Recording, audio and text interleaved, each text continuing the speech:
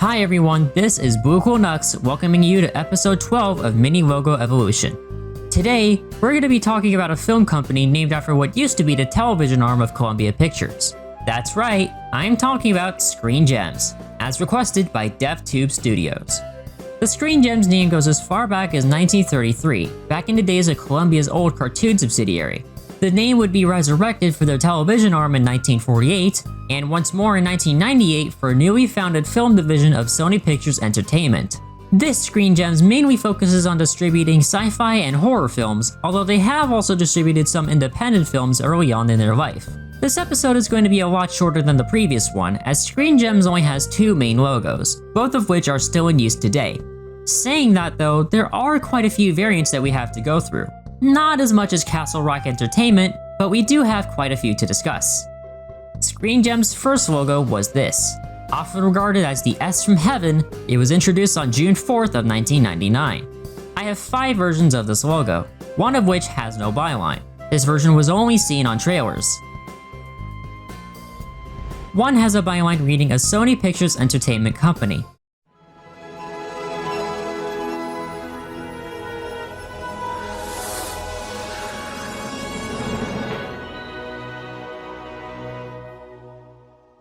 The remaining 3 transition from the Sony logo and simply have the Sony byline. One is the standard version,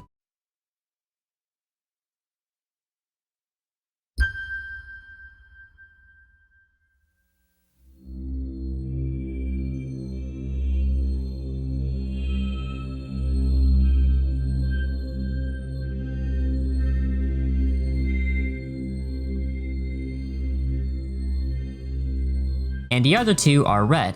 The Sony logo at the start differs across both versions.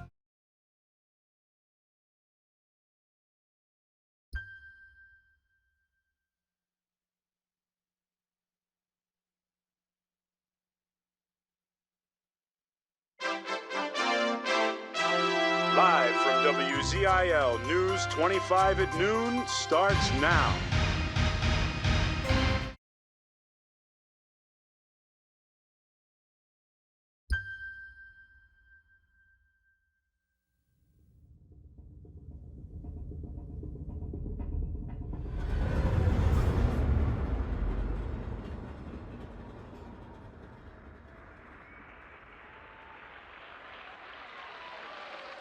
For 1999, this is actually pretty good.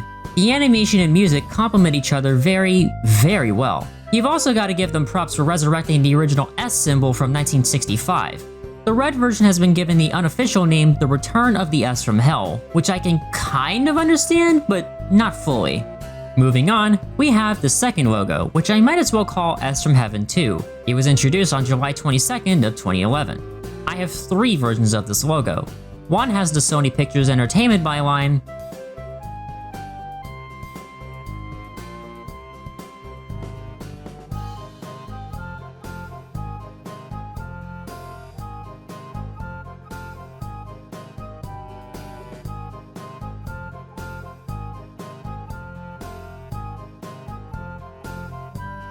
and the remaining 2 have the Sony byline, again transitioning from the Sony logos. I have voluntarily muted these variants due to copyright concerns.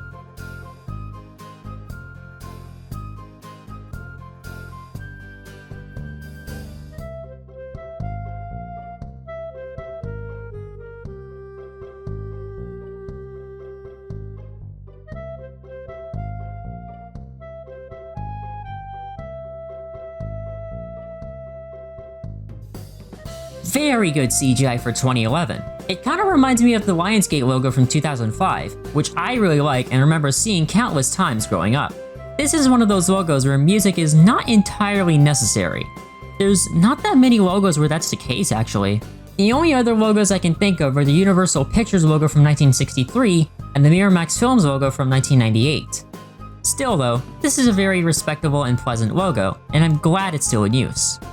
And that wraps up this MLE. I haven't had an episode this short in a while. Thank you to DevTube Studios for requesting Screen Gems, and thank all of you for watching. I'll see you all in the next video. Stay cool!